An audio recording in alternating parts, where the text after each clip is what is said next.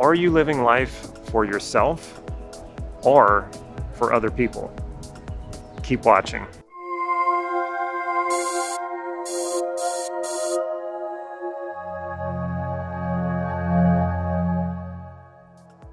This is Life Mastery Gym. I'm Damon, and I teach people just like you cutting-edge NLP processes and techniques so you can master your life and take charge of your destiny. So if that sounds good, make sure you click that subscribe button right down here so you can get these videos on a regular basis. Many times when clients come to me and they feel a block or they feel a limitation, they feel like they can't do something. Sometimes it's because they feel guilt and shame about doing something for themselves. They feel that need, they feel that drive, they feel that pull to get out there and do something that they've been wanting to do. But every time they try to go and do it, they feel that shame or that guilt for doing it, for thinking of themselves. There have been times when I took a trip and there was no reason why I shouldn't have taken the trip. I had the resources to do it.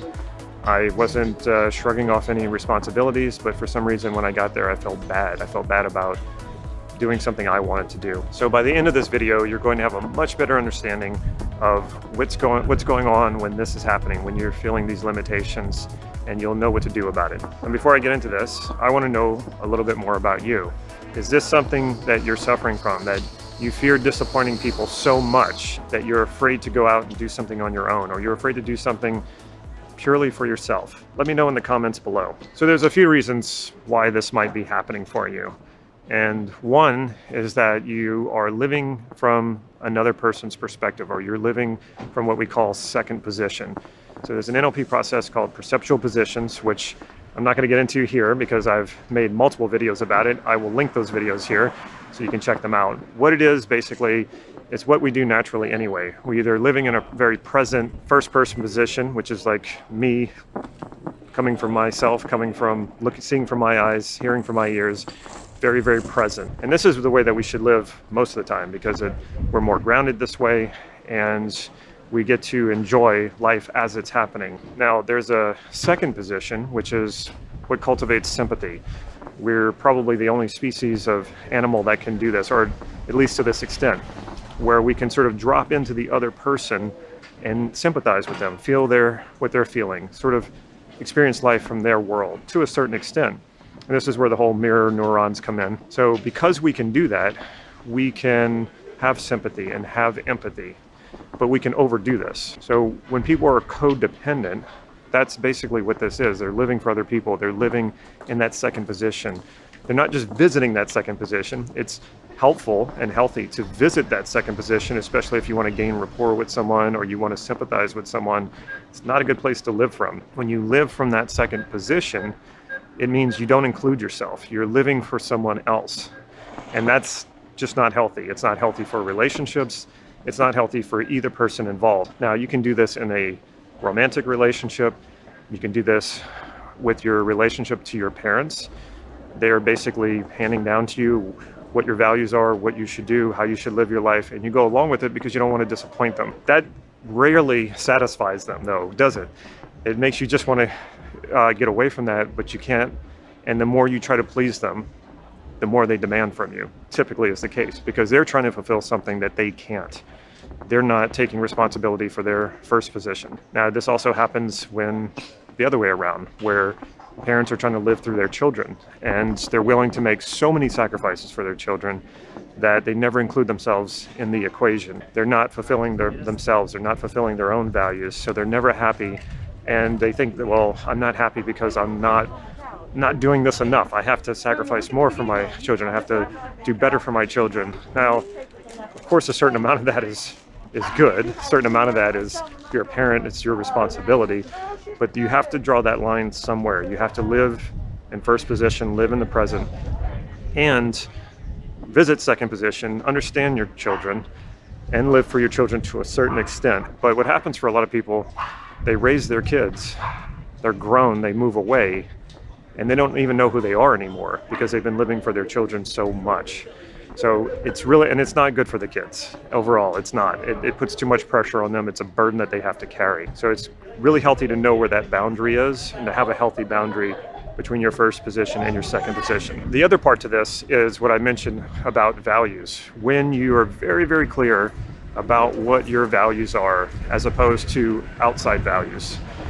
What a lot of people are doing is they're trying to get self-esteem through pleasing others, through the approval of others. And this is where I think a lot of people are coming from. If you're watching this video and because you're suffering from this, afraid to disappoint people, this is usually where it really hits home, because a person might project a value onto you or to something you're doing and say, wow, I loved it that you did this. I'm happy that you did this. This makes me happy that you do this. Where they're projecting a value onto you or to some sort of activity that you did. And this can feel very good when someone approves of you. This starts early on when we're children. So we tend to follow that. We tend to follow that value, and we tend to seek out the external values around us, the values of our culture, the values of our society. It could be the values of the clique that you surround yourself with, your friends. You can have those values just among your friends. And so when you do something that aligns with those values, you get a pat on the back from your friends. And this feels very good, but it's not going to ultimately fulfill you. And in fact, this is going to make you feel insecure a lot of the times, because what you're trying to do is gain validation through others' approval, which is something you don't have control over. You ultimately do not have control over it. We can influence the way people think. We can influence other people's behavior, but we don't control people's behavior, and we don't control how people think. So you will always feel insecure if you're constantly trying to fulfill other people's values, outside values other than your own. However, if you know what your values are, and you're very clear about that, and you're very clear about the difference between your own values and the external values of your culture, society, parents, friends, what have you, then you know which ones are going to fulfill you and which ones are not. I am not saying that you shouldn't attempt to fulfill the values that are external from your parents, your culture, your friends. Those are important, but they're never going to fully fulfill you, and they're never going to fully make you feel secure about yourself. What will make you feel secure about yourself is if you know what your values are and then you fulfill them. And ultimately, this is what you have control over. That's why it feels more secure to do this, to understand this, to know this about yourself. So what I'm not saying is, I'm not saying that those other values are not important. They are.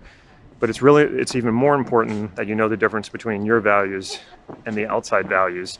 And knowing that no matter how hard you try to gain ultimate fulfillment through pleasing other people, through fulfilling outside values, it's just not going to happen. Because again, like I said, you're always going to have to live with that insecurity of what if they don't approve of you? What if it doesn't work out? This also ultimately leads to the idea of deriving self-worth from the external. It's never going to happen because it's always insecure. It's always shaky. So again, when you know what your values are and you know how to fulfill them, the behaviors and the actions that align with those values, you're going to feel a lot more certain, a lot more secure, and you don't worry about disappointing people so much. You don't worry about pleasing other people so much. It's sort of like, okay, I know that I need to fulfill my values, and if that disappoints other people, it's really about them. That's really their business. I can't do a whole lot about it. I'll do my best to please other people. I'll do my best to make my parents happy, but ultimately, at the end of the day, I got to live with me. I got to, sleep at night knowing that I've done everything that I can to make my life the best that it can be, and that's the best that you can do. So learn your values, make sure you're in first position, that you live your life from first position. It's good to go to second position. It's good to go to third position. It's good to know what other people's values are and try to help, try to fulfill them if you can. Try to please other people, nothing wrong with that. But ultimately, start with yourself. If you would like to learn more about working with me one-on-one or working with me in a small group of people where I do group coaching, or you would like to learn more in a formal setting, NLP and the models that I teach, if you look in the description below, click that link.